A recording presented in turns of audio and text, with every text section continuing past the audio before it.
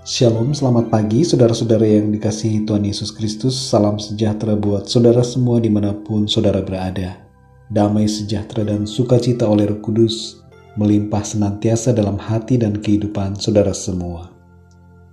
Pada saat ini kita akan belajar dan merenungkan firman Tuhan agar kita tidak marah bila digosipkan.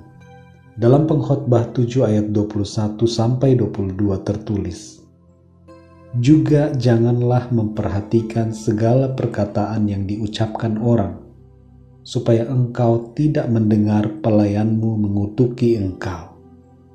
Karena hatimu tahu bahwa engkau juga telah kerap kali mengutuki orang lain." Saudara yang dikasihi Tuhan, ayat ini memiliki makna agar kita tidak mempersoalkan gosip negatif tentang diri kita pribadi, termasuk juga segala perkataan buruk tentang kita, hinaan, bahkan kutukan terhadap diri kita. Mengapa, saudara? Alasan yang unik yang diberikan dalam ayat ini adalah dikatakan, karena kamu juga seringkali mengutuki orang lain. Zaman sekarang banyak orang yang mengadukan masalah ke polisi karena soal perkataan, yakni perkataan jelek, hinaan, cacian, dan semua kata-kata yang tidak pantas terhadap seseorang. Tapi ayat ini berbicara kepada setiap kita secara pribadi untuk tidak memperhatikan segala perkataan orang lain. Adalah baik bagi kita untuk tidak mendengarkan dan tidak mempersoalkan perkataan gosip, kata-kata buruk, fitnah. Tuhan Yesus berkata bahwa berbahagialah kamu bila kamu dicela dan kepadamu difitnahkan segala yang jahat, karena upahmu besar di sorga. Matius 5 ayat 10 dan 11. Mari kita cek diri kita pribadi. Apakah kita masih suka berbicara buruk tentang orang lain? Apakah kita masih suka menggosipkan orang lain, bahkan mengutuki orang-orang lain?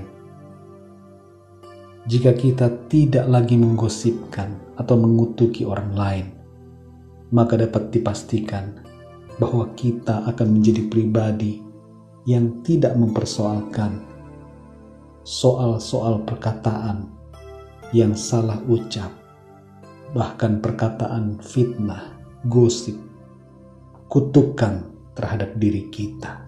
Sesungguhnya orang yang marah karena perkataan orang lain tentang dirinya biasanya adalah orang yang suka mengutuki orang lain. Jadi bila saudara masih marah terhadap orang lain karena soal perkataan, coba cek diri saudara. Cek diri kita, apakah kita masih suka mengutuki orang lain atau tidak. Tuhan Yesus mengajar kita untuk memberkati, bukan mengutuk. Mendoakan dan mengasihi orang yang menganiaya kita. Kita harus mengasihi bahkan musuh kita sekalipun. Tuhan Yesus menghendaki agar kita memiliki hati yang bersih, hati yang penuh dengan kasih. Ada hubungan antara marah karena digosipkan dengan hati yang masih kotor. Bila kita masih marah karena gosip, karena fitnah, karena celaan, maka sebenarnya itu indikator bahwa hati kita belum bersih di hadapan Tuhan. Pribadi yang bersih hatinya, yang dipenuhi dengan kasih Allah, tidak akan marah meskipun dia dicela, meskipun dia difitnah. Ingatlah saudara, Tuhan Yesus berkata, berbahagia orang yang difitnah, dicela oleh karena kebenaran. Bila kita benar dan dicela orang, difitnah orang, berbahagialah kita saudara. Jangan marah, jangan benci, jangan sakit hati. Bersukacitalah di dalam Tuhan. Kasihilah sesama kita. biarlah kita memiliki hati yang selalu dipenuhi dengan sukacita, hati yang selalu damai, oleh karena Tuhan Yesus Kristus berkuasa dan bertahta di dalam kita. Puji Tuhan, saudara yang dikasihi Tuhan, biarlah renungan pada pagi hari ini membuat kita mengerti dan memahami agar kita tidak marah meskipun kita difitnah, dicela, atau digosipkan secara negatif. Tuhanlah kekuatan kita. Tuhan Yesuslah penghiburan bagi kita. Tuhan Yesus memberkati dan selamat beraktivitas. Sampai jumpa dalam renungan yang berikutnya. Haleluya.